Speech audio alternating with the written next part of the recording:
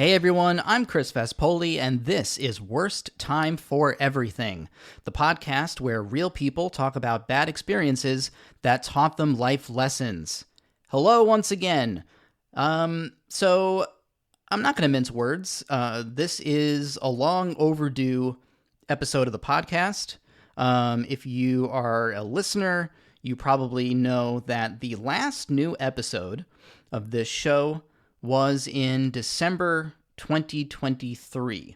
And at the end of that episode, I said, we'll be back sometime in 2024. And obviously that did not happen. This is April 2025.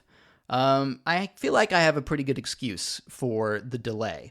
In 2024, my wife Laura and I became pregnant after a very long fertility journey, and in January of this year, 2025, our baby boy Eli was born, and he's just the greatest. He is the cutest baby in the world, full stop. We're not taking any questions. We're not considering any other babies for this title. He's just adorable, and I don't think we've ever been happier. So, needless to say, there's been a lot of life stuff going on. This podcast was not exactly the number one priority in my life, but I'm trying to get back into it, and thank you for still being here. If you are here, I might just be talking to myself at this point, but listen, I'm so sleep deprived and a little stressed from caring for a 3-month-old that having a little bit of time to myself to talk to myself in peace and quiet is a real treat nowadays. So hey, thank you for that. So during the time that this show was on hiatus, from time to time, my wife Laura and I, we would be out in the world when we used to do that, and people sometimes would bring up the show, and they would always say, "Oh man, we always love it when Laura comes on the podcast. It's always such a great time. You guys have such a fun rapport." Thank you for saying that, number one. And number two, I thought there's no better way to get back into the swing of things with this show than to have Laura return once again to be a guest. We actually recorded this like a year ago and then did nothing with it, but we're dusting it off. Now, the topic of this episode is worst vacation stories. It's April. People are starting to go out on spring break trips and plan summer vacations. So we thought that this would be pretty apropos to talk about right now. And it was a fun conversation. All right, let's get into it. So tell me, what is your worst vacation experience? Yeah, so I don't know if this would be considered like a vacation as much as like a massive quarter life crisis. Okay. But when I want to say when I was like 25 or 26, I was unhappy with, you name it, like most aspects of my life. I hated my job. I was sort of lost and had a lot of red flags and questions that I was ignoring in the relationship that I was in. I didn't know what I wanted or who I was. And I decided, because I was like, you're 25, it really is time for you to be a complete cliche. I decided I was going to go to Europe and find myself. And so I quit my job. I had like saved up some money to be able to do this. And I left my job, and I left my boyfriend at the time, who was living in an apartment we had recently moved into together. Left the job and the boyfriend. I mean, I just left him in the apartment. I didn't leave him that oh, sorry. Yeah. I basically was like, I'll see you in a few months. It's over. I'm leaving, but I'll be back. Yeah, I'm leaving to the airport. Yeah. And I decided to do something called woofing. Have you heard of this? woofing? Like prior to meeting me, had you heard of this? Prior to meeting you and you telling me a little bit about this story, no, I had no idea what woofing was. Yeah. So please explain it to everybody. Not the same thing as huffing, which is what, for whatever reason, most people think of Now, when I say that. now there is something I'm very familiar with. No, Oh, God. no. So woofing, I think I want to say the acronym stands for World. It's like WWOOF. It's Worldwide Opportunities on Organic Farms Oh, is what it stands for. I didn't know that it was like an acronym. I thought it was Yeah. like a colloquial word for doing that, like roughing it. Like I Roughing it. thought it was No, like I'm no. woofing, you know. It's an Yeah. acronym. And basically what it is it's a work exchange program. So you Mm-hmm. can it's a really cheap way to travel. You could actually do this in your home state as well, but basically, there are these volunteer opportunities that are available on organic farms, vineyards, green build sites, like you name it. And people will post these volunteer opportunities, and basically, you work for them, for the farm or the vineyard, whatever it may be, for free in exchange for like completely free room and board. So it's a work exchange, and Okay. I mean, you could do this in like California, like you could do it anywhere, but because I That's also a thing that I did not know until like right now. yeah. That you can, like, I thought this was just like a foreign exchange thing, but like you can do this pretty much anywhere. Yeah, and so the way it works is the WOOF organization, they basically have these databases, and like you join as a member. So like there's like, there's the US one, and then there's a different WOOF database for like pretty much any other country you can think of. Okay. And I think it's like, I don't know, it's like $40 a year to join this database. And Huh. then you have access to basically these volunteer postings. There are reviews from other volunteers that have stayed, that have done the work exchange at that site. And I want to say, I'm trying to think, I want to say that there's some kind of vetting that the WOOF organization does of these places, so it's not murdering, like luring you to like a murder farm. Yeah. Um, well, funny enough, we'll revisit that concept later in my story. Hmm. Just tip in the hat a little bit. Hmm. But so I decided that it was time for me to reinvigorate my horrible high school Spanish, and I was going to go to Spain. So I was going to go to Spain. I was going to spend a month living in Madrid taking like a Spanish class. And then for the last 2 months of the trip, it would be 3 months in total, I was going to woof on this farm in Spain. And so I remember going through the database and finding this farm right on the border of Spain and Portugal. And it was owned actually by this Dutch couple named Margot and Martin. And it was Cute. Margot and Martin. They were actually two former accountants from Denmark, and they like hated their lives and just like had this dream of owning a farm. Literally, like got married, quit their jobs, and Wow. bought this like barren plot of land in Spain. So it's And not just like an American millennial pipe dream of like, fuck it, let's just quit everything and go work on a farm. Like people in Europe actually do this too. this has been happening for centuries, I'm sure.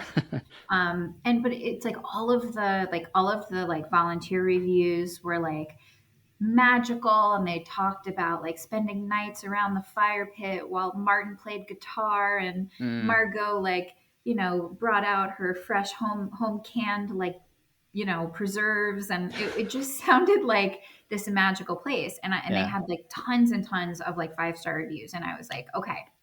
And it was a goat farm, which, as you know about me, I am kind of obsessed with goats. You love your goats. They make me happy. Yeah. So it was perfect. So I wrote to them, and they said, yes, we'd love to have you. And we, decided on a date that I would arrive.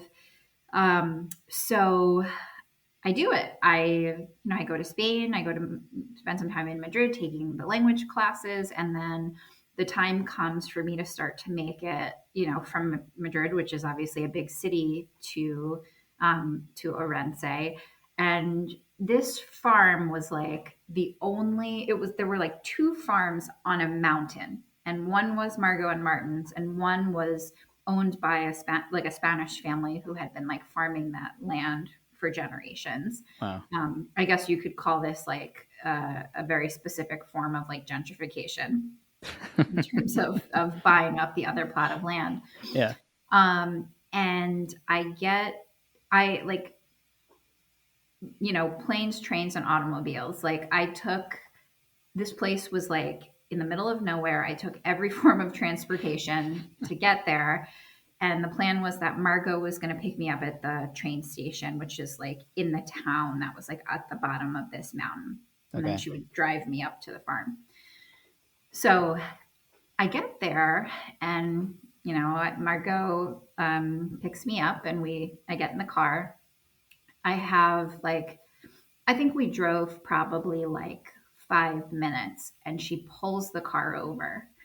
And she goes, Laura, she's like, before we go up to the farm, she goes, there's something I have to tell you, which is not really what you want to hear.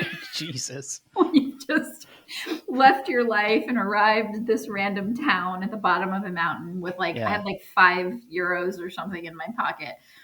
And she said, last week, Martin disappeared. Her husband, Martin, disappeared. And the police are looking for him. Like, nobody knows what happened. Oh my God. And she's as she's sharing this, she starts crying, and she says, like, business life doesn't stop on the farm. Like, it's sort of like she said, I have 4 other volunteers there right now. She's like, I very much would still love for you to stay, but I just needed to make you aware of what's going on so you could decide, if you want to come and you want to continue. So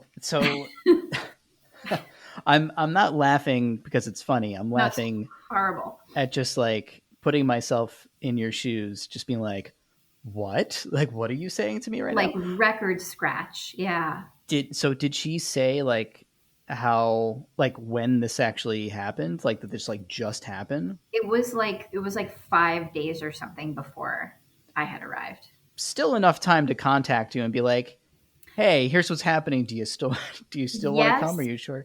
I have a feeling those were probably like pretty chaotic days for her, and she probably just remembered. I have a feeling she like just remembered I was coming that day. Oh God, that would be my guess. That's awful. Yeah. Yeah. So again, I like literally had like no money, and I was just like, this was the whole plan. This was the whole plan, and so I just, for whatever reason, I just decided, okay, I was like, I very much still like to help out. Yeah. So we continue on and we get there, and like, she was right. It was like business as usual. There were like, a handful of other volunteers there. Everybody had jobs and responsibilities. She showed me over to this, like the volunteers stayed in these like caravans. So it was essentially like a very small trailer that just had like a sink, like a little closet, and like a bed. Not a Dodge Caravan. That's the first thing that popped into my head. Okay. But what I will tell you about the caravan is I remember the comforter and the pillowcase had wolves on them. Oh. It was like the pillowcase was like a wolf howling at the moon. And I was like, this was the right decision. This was completely the right decision. Why not goats? I feel like they missed like a very big branding opportunity there, A little on the nose, I think. Too on the nose? Okay. Yeah. So honestly, like, this Margot was like, is one of the strongest human forces, like, I think I've ever met in my life. Like, sure. She was up at sunrise. I mean, the only inkling, if she hadn't told me, the only inkling that I had that something was going on was, so she lived in like a little cabin, and in the morning, all the volunteers would come in and she would make like, like toast and jam and like tea. Oh. And her eyes were red. Like it looked like she had been like up crying, which Ugh. was super sad. Yeah. But other than that, like you would never have known anything was going on. Okay. And so I get acclimated in my new life as a goat herder, which, by the way, is super hard. Like, Yeah. So like, what are the things that you're actually doing on a day to day basis? so it's possible that my goat herding training was incomplete, but so far as I can tell, goat herding, all that it involves, other than a good sense of direction, which should have been my first clue that I would not be good at this, is wielding a giant stick, which you then wave and yell at like a herd of goats to get them to walk in the direction you want them to walk. And they do. Like Moses. Yeah, like a Like Moses staff, right? Moses is the OG goat herder. Yeah. And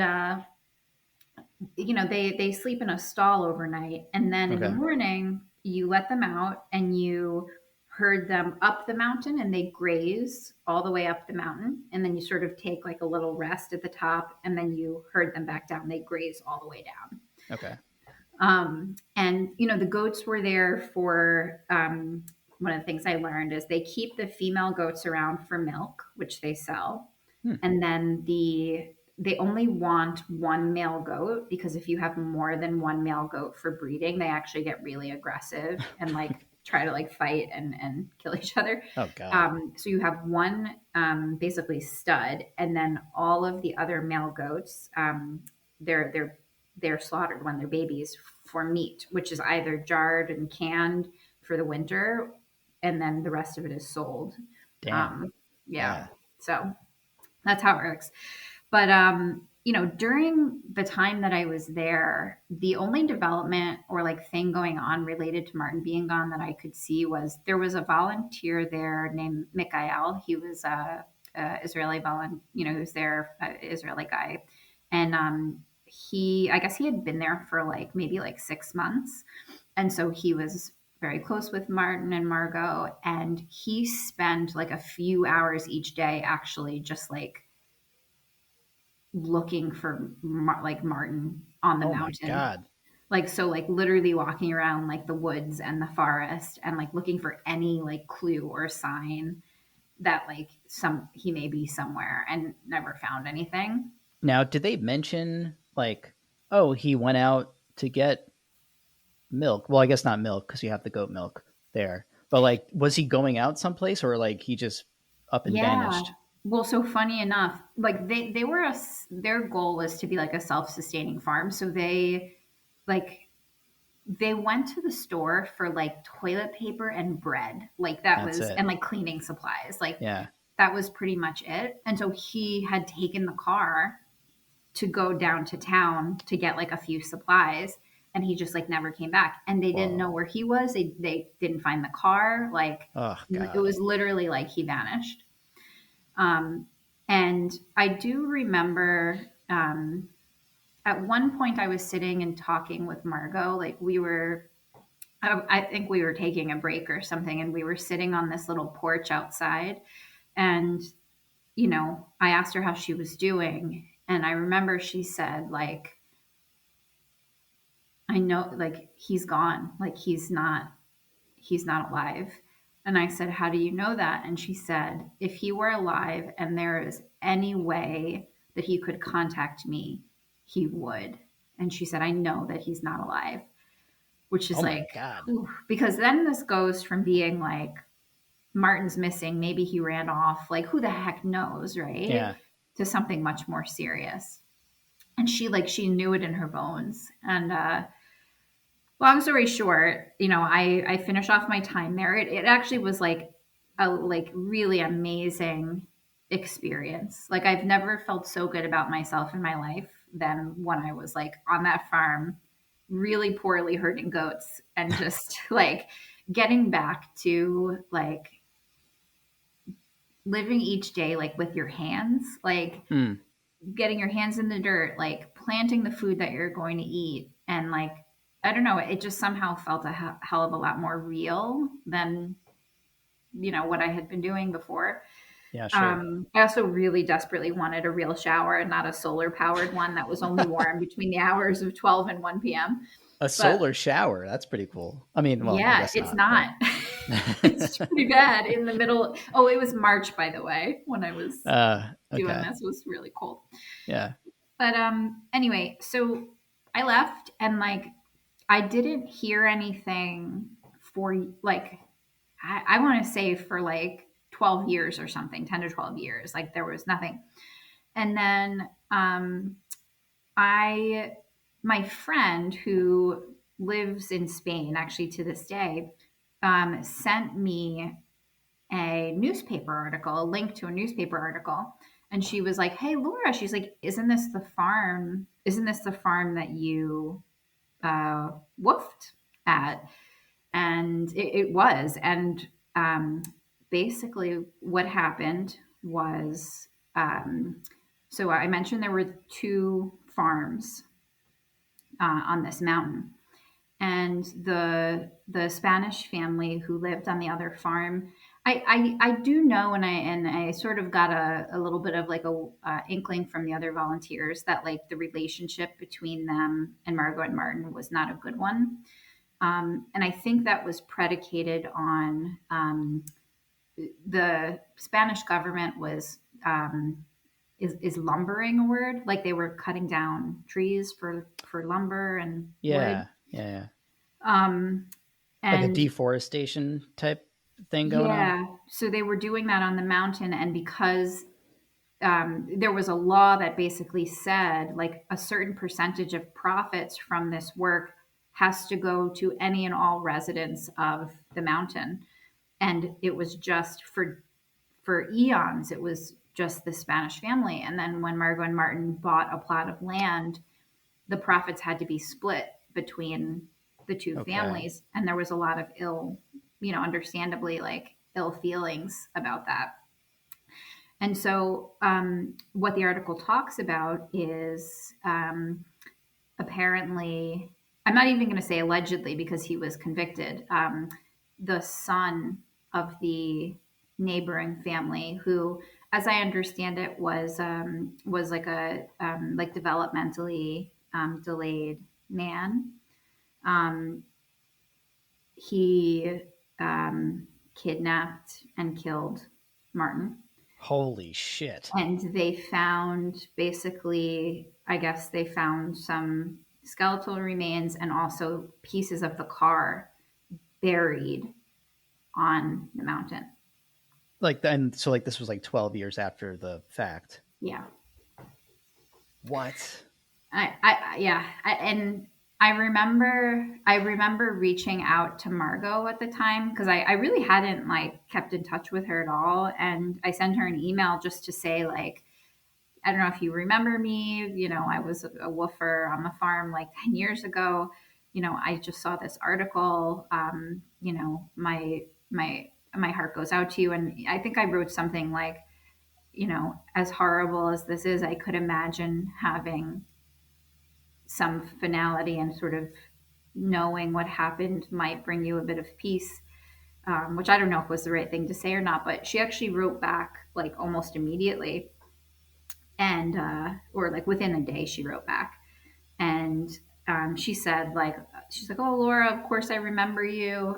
There was a tradition on the farm where anytime there was like a new goat that was born, they would name the baby goat after like whatever volunteer was there at the Aw. time.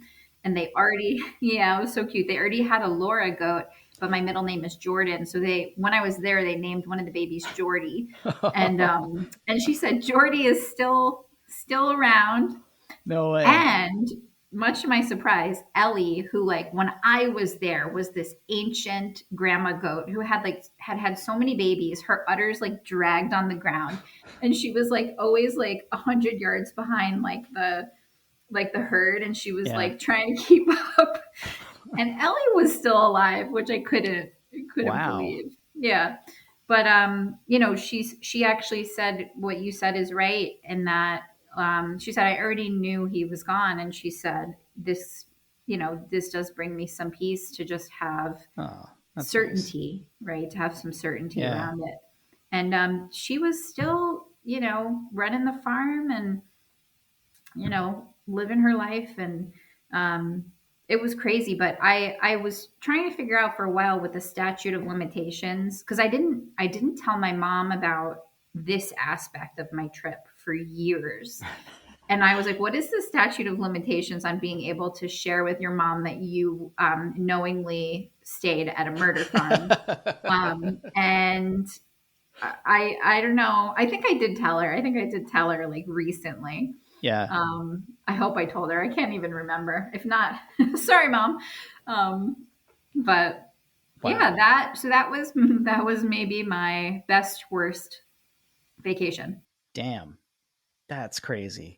Yeah, it was like but again, like to this day, like it remains like one of the absolute best things I ever did for myself. And it's not like I figured, I said I was going to go to Europe to find myself. And like I came back and I was still confused about work. And it took me like several more years to like Yeah. realize or like really accept that that relationship wasn't the right one. But I do think in really having some distance from it and reflecting on that time, that there was this element of like self esteem, right? Like Mm. wanting to do this thing independently that scared the hell out of me, and like going and doing it, and like knowing that like I was like a pretty resilient person. And I think that I walked into my 30s and some like pretty hard decision making about navigating my life and getting to a better place with that knowledge that like there was a lot that I could do on my own. And I think that was really, really important. And Margot is a pretty bad bee. So it's like, she sort of was kind of inspiring too, I think. Yeah. And also that goat that outlived them all, I that mean, just kept going. And just kept like going. Margot, just like a quick side, she used to eat raw ground beef. Oh yeah, you could do that. Yeah, Can you? like that's what tartar is. Yeah, this was just like not. This is not. I'm sure tartar is prepared in like a certain way with like certain hygiene standards. She would always say she like literally would like eat it out of like the package, and she would like dip it in salt. And she said, "Oh, my doctor told me to stop doing this." And she's like, "I just have a little bit every day." I was like, "You Oh, every are day? bad Okay, ass yeah, every day probably you're going to every get day." some parasites Yeah, probably. yeah. Wow. She was a Okay. hard lady. Yeah. Well, Margot, I hope you've gained some peace from that terrible experience. And I'm glad that, what started as like an awful uh you know, having to like go into this experience being like, "Oh, somebody on this farm has gone missing." And then 12 years later understanding like their fate, uh but you still consider this like an awesome experience for yourself. So, Yeah. There was something about it that felt like just like a lot realer than a lot of the like, things that I was stressing about in my day to yeah. day. It just like gives you some perspective. Yeah. Yeah. Absolutely. Well, that that was definitely a bad trip, I It would say. was- Yeah. yeah. Well, tell me about yours. I want to hear about your bad vacation. Yeah. So this vacation happened when I was 12 years old. It was to Disney World. Now, you know me, as I'm sure, quite a number of people who listen to this show do. I am not a Disney person. You hate Disney. I hate is a strong word. I'm sorry, I, that's I me. I hate Disney. I strongly dislike Disney. Um, I was never like a huge Disney fan growing up. I mean, we lived in like the second golden age of Disney animated movies. So like, yeah, like I liked Little Mermaid and Aladdin and stuff like that. But I was never like a huge Disney person. And no shade to the Disney adults out there who like to go to Disney World. Like I'm a huge Star Trek fan. If they had a Star Trek world, I'd probably go there every year. It's Um, really just a form of fandom, right? Of like it nerdy is. fandom. Yeah. Yeah. But when I was 12 years old, it was very exciting to be like, oh, we're going to go to Disney World because I had never gone. Um, I had a lot of friends who had gone, and I felt like I was really missing out. And so when my dad and my stepmom was like, hey, we're going to go to Disney World, I was like, this is going to be the best thing ever. Um, so, it's pretty expensive to go to Disney World. My we were middle class. We never, needed or wanted for anything, but there wasn't a whole lot of money to go around, so we did not fly. We drove Oh to wow. Florida from Long Island. Um, so, like I said, I'm 12 years old at the time. My stepsister is 18. She just graduated high school. I just graduated from elementary school. My dad had this like huge Toyota 4Runner, and he put like a blow up mattress in like the back, in, like the tailgate area, and so like my That's so stepsister not safe. and I would just like take turns like hanging out back there, because it's a 24-hour drive Yeah. from New York to Florida, Yeah. and so going there, we broke it up into two 12-hour journeys. So, we stayed overnight in like the Carolinas somewhere. And then the next morning did another 12-hour drive down to Florida. Um, and I was ecstatic being there in Disney World. It was just like, it was incredible. Was it like as magical as you like anticipated? It is truly a magical Yeah. place. Yeah. Um, and the funny thing was, so my stepsister, she was big in the drama department in her high school, and I think this is how she injured herself, but she injured her knee, not like severely, but like enough where like sometimes like it kind of hurt to like walk a lot. Um, I think I know where this is going. and so when we get to the park, like you can use a wheelchair for the day if you need to. Yep. And so we got my stepsister a wheelchair, and so we're waiting on like some long ass line, and it's like this is June, at the end of June. Oh, so hot. So it's like 90 degrees, 115% humidity, and we're just like roasting. And this Disney employee comes up to us and he's like, okay, yeah, you four, yeah, come on with me. We're like, what do you mean? He's like, yeah, you have a wheelchair, in your party. You get to go to the front of the line. We're like, what? And so it was great. We were getting on the fronts of the line, for all the rides. And like halfway through the day, my stepsister's like, my knee's feeling better. And my dad's like, no, it's not. You're staying in Oh that no. chair so we can get to the front of the line. This was a Oh. different time. This is the mid 90s, Yeah, right? I was just gonna Um, say. so everything's going great. We go to, I think at the time it was MGM Studios or something. I think it's called Disney Studios or Hollywood Studios now. I don't know, but it was like another theme park that isn't the Magic Kingdom. And at this theme park, they have a Twilight Zone ride Oh, cool. called the Hollywood Tower of Terror. And growing up, I loved the Twilight Zone, so I was stoked to go on this ride. And so it's sort of like an elevator ride that like takes you all the way up to the top of this building and then like drops you. Oh god, that's Um, like vomit central for me. uh, but I was like really excited to do this. My dad does not like rides. And like standing outside the ride, we can hear like blood curdling screams coming out of the ride. And my dad's like, Chris, are you sure you want to do this? I'm like, yes. So we go in, and like the first part of the ride is like really cool. Like you're going up and you're twisting up in this building, and like all these like cool Twilight Zone-y things from like the show is happening around you. It's great. I should mention that uh, the car that you're in is sort of like, it's done up to look like an elevator, and there's rows of benches with like the things like the roller coaster bars that come down.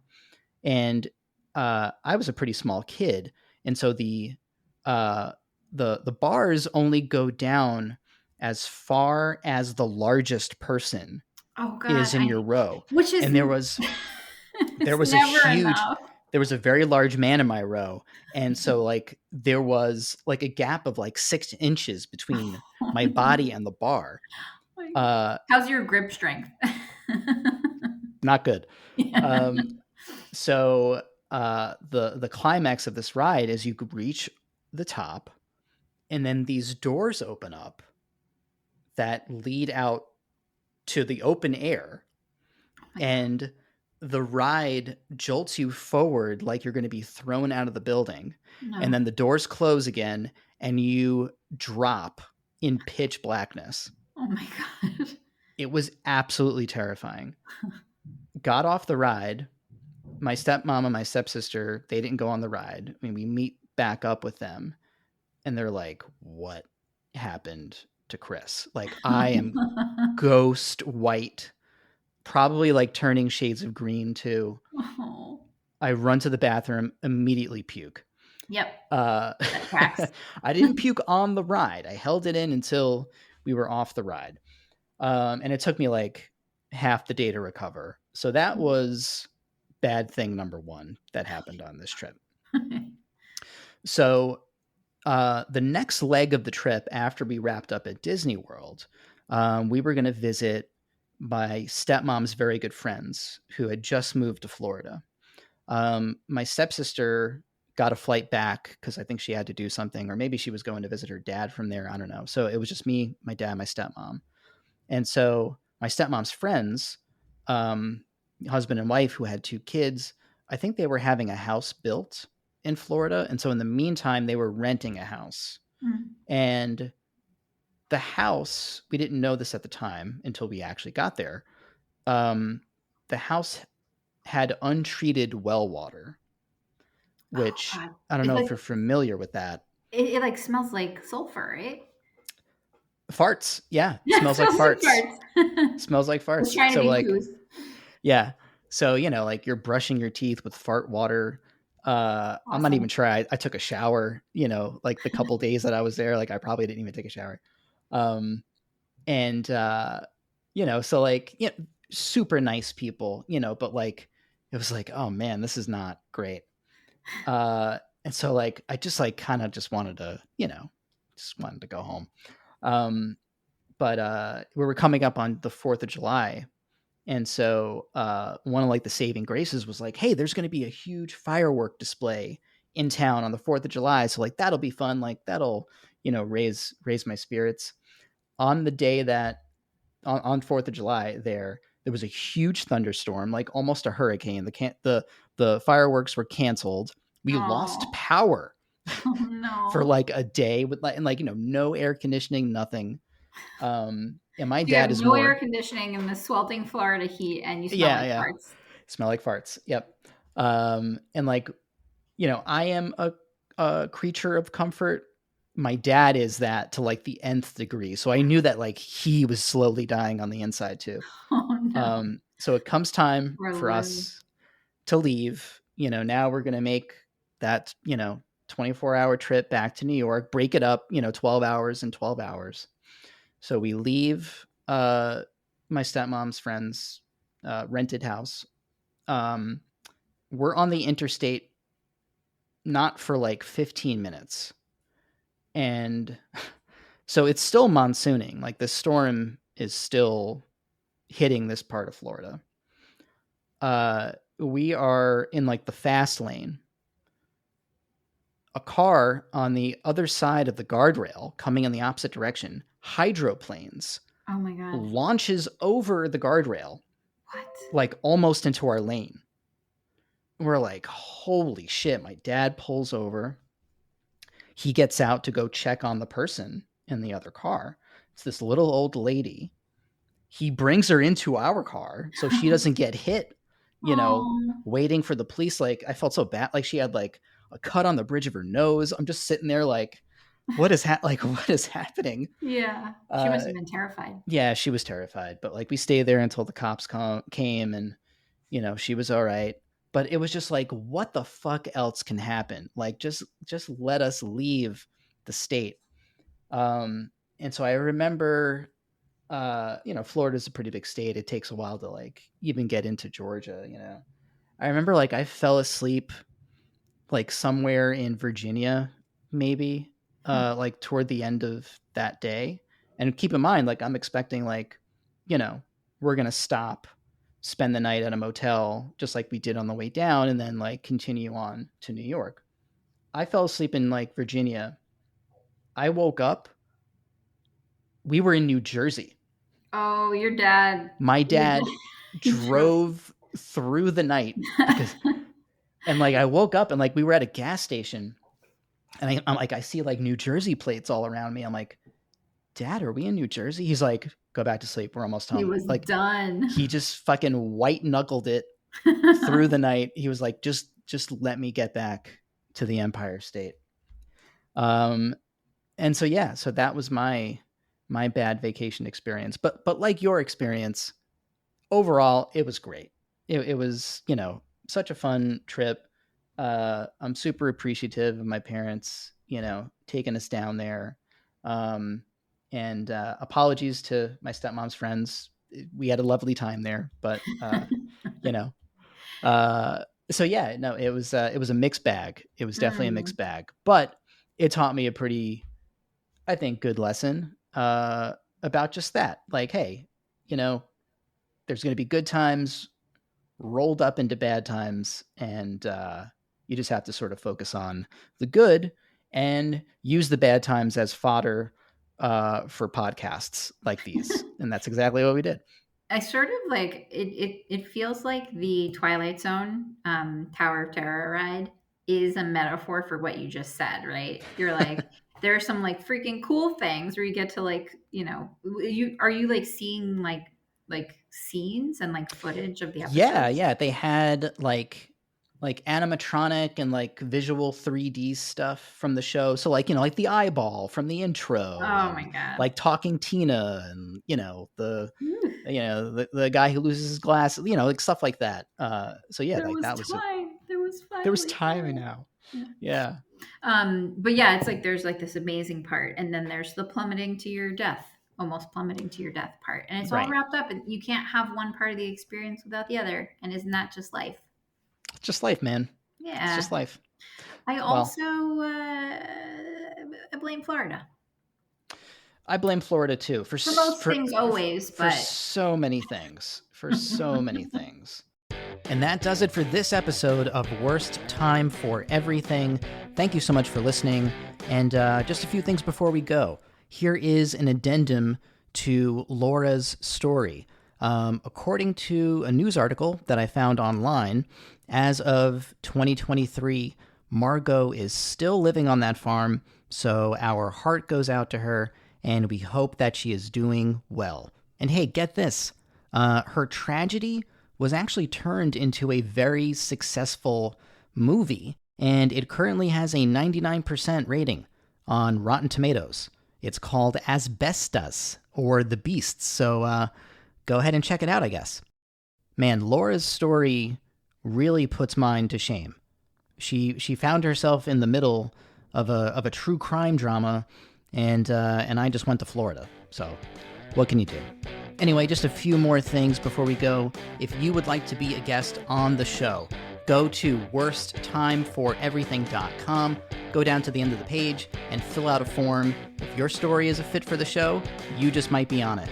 Also, very important, please make sure that you are subscribed to Worst Time for Everything on your podcast app of choice. And while you're at it, give us a rating or a review, or share the show to your friends. Put up a flyer, whatever you got to do. I would love to get this show out to more people this year. And also, why not follow me on social media too, at Chris Vespoli on Instagram and Blue Sky. I'll see you next time.